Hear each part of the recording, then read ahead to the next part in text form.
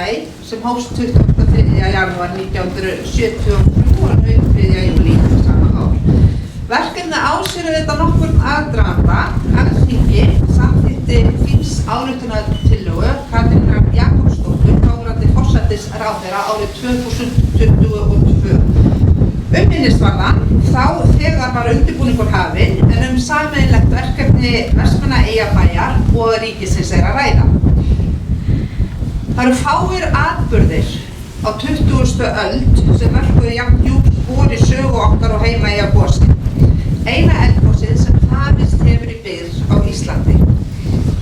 1350 fjölskyldur eða 2,5% þjóðarinnar urðu heimilislausar fyrirvaralaust þegar 1,6 kílómetra löng gossprunga opnaðist til bæjardyr Eyjamanna. Hamfarirnar voru gríðarlegar, stór hluti bæjarins fór undir hraun og kaf í gjósku. En eins og við þekkjum öll tókst giftusamlega að koma íbúum heilu höfnum frá eyjunni og upp á land á fyrsta sólarhring gossins. Baráttu, andi og segla heimamanna sem og annarra sem koma að björgunarstarfinu vakti athygli langt út fyrir landsteinana og þá ekki síst vegna hinnar merku hraunkælingar sem talin hafa bjargað lífæð Heimaeyja, innsiglingunni í höfninni.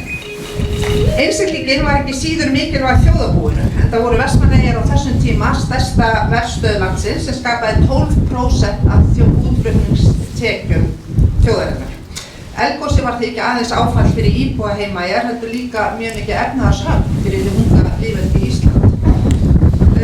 Helstu innviðir ásamt hundruðum heimila urðu jarðeldunum að bráð og þó megin þungi endurreisnar Vestmannaeyja hafi hvílt á herðum Íslendinga lögðu Norðurlöndin til mikilvægrar og sýndu stuðning í verki. Ríkisstjórnir Norðurlandanna lögðu þannig til 25% af kostnaði við enduruppbygginguna, auk þess sem það bárust ríkuleg framlög og ýmiss konar stuðningur annar frá einstaklingum og félagasamtökum á Norðurlöndum. Og þessi aðstoð Norðurlanda, hún enn mjög söguleg í þetta samhengi.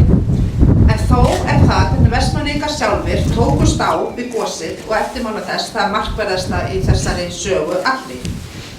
Eyjamenn voru auðvitað og eru sannarlega enn, eins og dæmin í dag sýna, vanir baráttu við óblíð náttúruöfl. Sú reynsla og sú þrautseigja sem Vestmannaeyingum í blóðborin sennilega ástæða þess hve fumlaus viðbrögðin voru þegar þeir stóðu frammi fyrir þessum ógnarlegu aðstæðum í eldgosi í miðri íbúabyggð. Og nú erum við hér samankomin við rætur Eldfjallsins sem myndaðist í gosinu, Eldfells, til að vígja þetta fallega listaverk eftir einum okkar fremstu listamönnum. Og ég nefndi hérna sögufrægu hraunkælingu en hún tengist auðvitað verkinu með beinum hætti.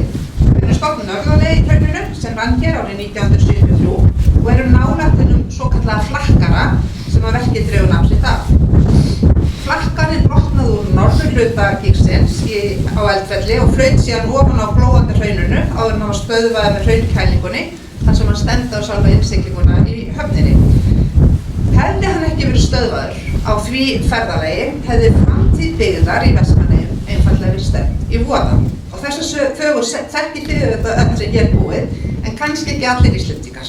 Og það því vel til fundið af listamanninum að ramma þessa fallegu baráttumanns og óblíði náttúruöflun inn með þeim hætti að hún mun ekki gleymast, heldur varðvitast aldur og ævi. Kúpillinn hér fyrsti áfangi listaverksins og í framhaldinu verður lagður göngustígur hér hraunið og umhverfis Eldfell en stígurinn annar áfangi verkefnisins. Og í þessu samhengi gaman að segja frá því að á dögunum veitti ég styrki framkvæmdasjóði ferðamannastaða fyrir árið 2026 og hlaut Vestmannaeyjabær á þessu sinni hæsta styrkin fyrir lagningu göngustígsins. Og verkið með þessari úthlutun að fullu fjármagnað og það mjög gleðilegt. Göngustígurinn fer sömu leið og flakkarinn fór 1973. Þá vendar hann fjallið fyrir ágangi manneskjunnar á sama tíma og hann hluti af innviða uppbyggingu í ferðaþjónustu í Eyjum. Stígurinn verður sérstæðinn af fjallinu og að mestu úr náttúrulegum efnum en eitt af því einstaka við sjónarhorn flakkarans að listaverkið að öllu leyti afturkræft út frá umhverfislegum sjónarmiðum. Náttúran sjálf líka mikilvægur hluti verksins þar sem gangur sólar spilar mega mikið hlutverk. Sem ráðherra ferðamála þykir mér sérstaklega ánægjulegt að sjá þetta listaverk verða veruleika. Náttúra, saga og menning Vestmannaeyja eru siglar fyrir bæði íslenska og erlenda ferðamenn og ég veit að þetta verk mun sannarlega auka enn frekar það að framleiðslu Vestmannaeyjar hafa. Innilega til hamingju, kæru Eyjamenn og innilega þakkir til þín, Ólafur Elíasson.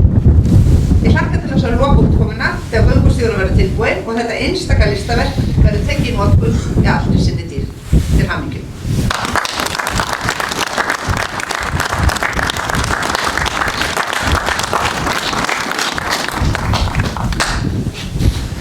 Ólafur Elíasson, gjörðu svo vel.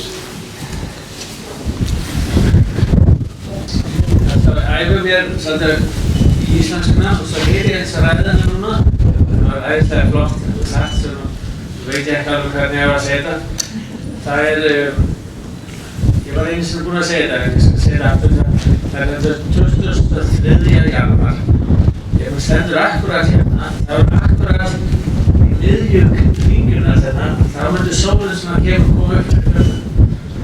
Við vorum aðeins framar, þá var sólinn undir fjöllum. Við vorum aftur bara, þá var sólinn ennþá hægri. Svo þetta vonandi. Akkurat það sem sólinn svona rétt kemur við kantinn. Það er eins og sumartíð, vetrartíð, það ákveðið svo rúmlega 1. Þannig það náttúrulega daginn sem það sem góðsum byrjaði.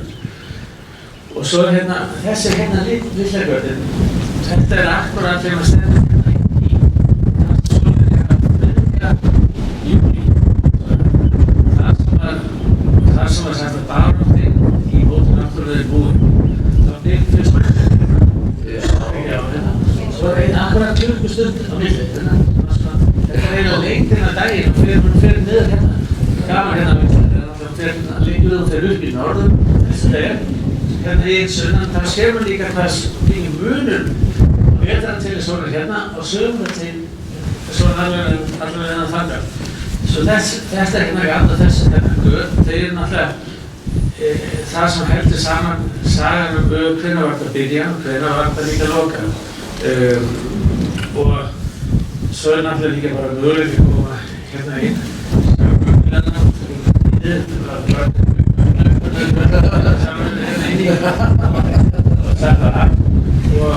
Og eins og mér var sagt svo ekki bara núna áðan skemmtilega hljóð það líka oft þegar vindum líkir alveg rétt á hérna og svona smá hljóð það var þetta eiginlega eins og svona flauta það var ekki alveg planað það held ég það svona og svo ég alltaf mjög fein að sjá hvað þetta gengur allir en ég var alveg hissa að sjá þetta flott ég spurði mannum minn Matthíus sem þegar ég voru viðbúin að gera þetta það sterkt og flott ég voru svolítið langt hérna í gandið voru þetta yfir þetta virðist vera mjög flott aðeinslegt að sjá tekstur þarna til núna svo já, við á eftir að hittast aftur ég var fyrst svolítið að hvað vera við erum ekki búnir, hvað vera að opna svona halva leið en svo frétti að það var búin að safna inn það var búin að ná takk fyrir hérna minister fyrir að skrafa síðastu beinin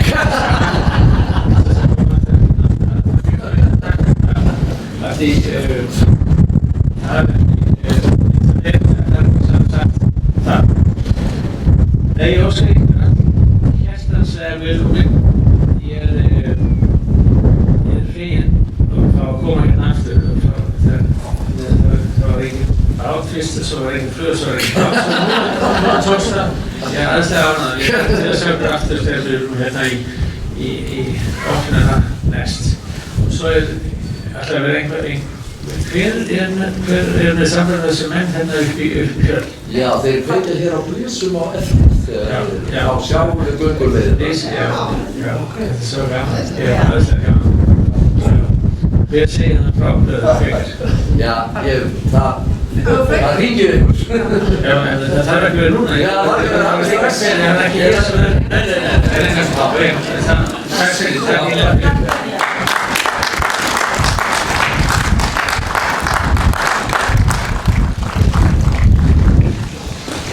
Takk fyrir þetta. Já, ráðherra, listamaður, bæjarstjóri, aðrir góðir gestir. Það er með sérstök ánægja að standa hér á þessum tímamótum í dag þegar fyrri hlutinn af þessu stórskortna listaverki Ólafs Elíassonar er opnaður og sér fyrir endar á seinni hlutanum. Þannig að vonandi verður listaverkið í heild sinni fullt frágengið 23. janúar næstkomandi þegar 54 ár verða liðin frá því að gosið hófst.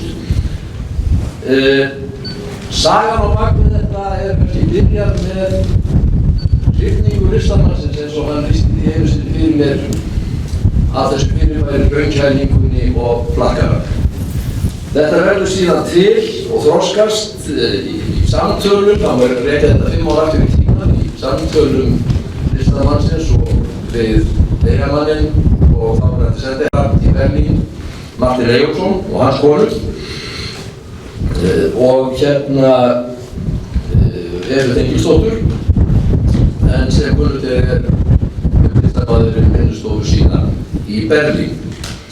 Síðan höfum málið þetta tekið ýmsum breytingum og vendingum, töfum sem fyrst og fremst sköpumst að því að það vildu allir vanda vel til verksins, þetta skal vel vanda þar sem lengi á að standa.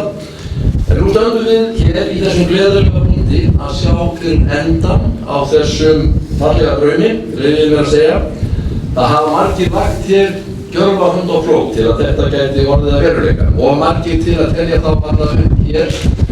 En ég vildi þó segja það að núverandi atvinnuvegaráðherra sem er hér með okkur í dag, talaði við okkur hér áðan, Anna Katrín Friðriksson tók þannig til hendinni í þessum máli að við stöndum hér með þetta stórbrotna verkefni full fjármagnað til enda. Takk fyrir það.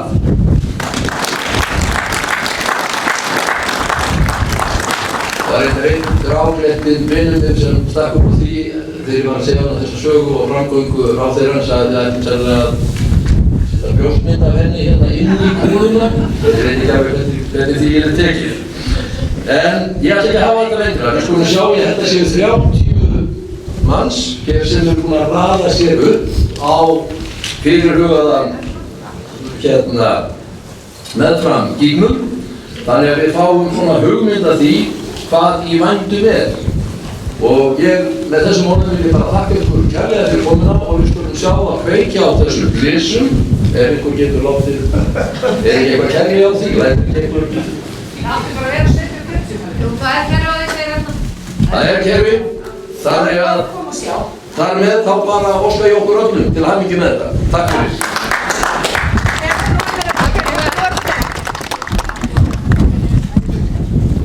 Kom bara.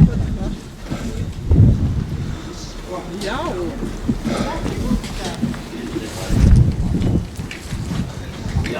alveg.